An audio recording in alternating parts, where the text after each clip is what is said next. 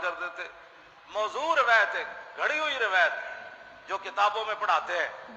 جی ایک عورت حضور پر کوڑا کرکٹ پھینکتی تھی اور میں آگا جلیا یہ روایت انگریزاں گھڑی تے تسی جا کے بیان کرنی شروع کر دیتی. ہاں جی رب العالمین تے قرآن نے اپنے نبی دے آداب دسے تے صحابہ پھر انہاں آداب تے عمل کر کے دسیا کائنات کہ ہاں جی جڑا قرآن رب نے نازل کیتا اس محبوب دے اے آداب ہیں جڑے اسی کر رہے ہیں. ہاں حضرت عبداللہ بن برائدہ کہہ دیں اپنے باپ حضرت برائدہ کو روایت کر دیں کہہ دیں فلم نرفع رؤوسنا الیہ اعظاما لہو.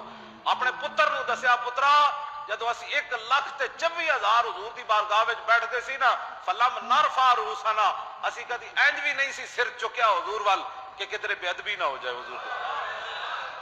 ہاں صحابہ اتھے تے ادب کر کے دسیا.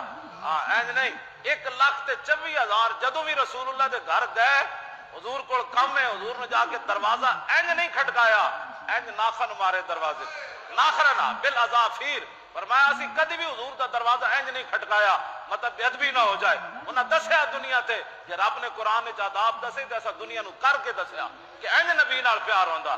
تسی کہڑے تسی او روایت کی کوڑا کرکٹ پھینکتی تھی کوڑا کرکٹ حضور کے وہ جو غلام ایسے ہاتھ نہیں کرنے دیتے تھے وہ دیکھتے رہتے تھے کہ حضور کے اوپر کوڑا پھینکا جا رہا ہے. کمال کی بات ہے. چل یہ روایت کہاں سے تم نے نکالی ہے؟ ہم نے تو قرآن بھی یہی پڑھا یا ایھا الذین آمنوا لا تقولوا رائنا وقولوا انظرنا واسمعوا وللکافرین عذاب علیم والذین یؤذون رسول اللہ لهم عذاب علیم ان الذین یؤذون اللہ ورسولہ لعنهم اللہ فی الدنیا والآخرہ وأعد لهم عذابا مہینا.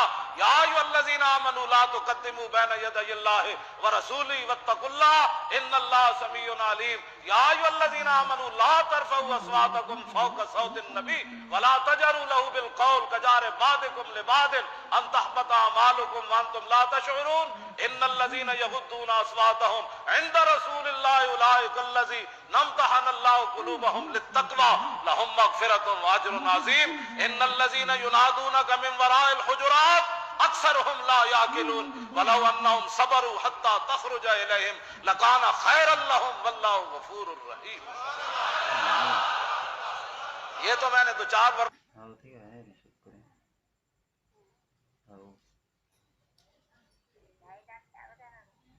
Oh.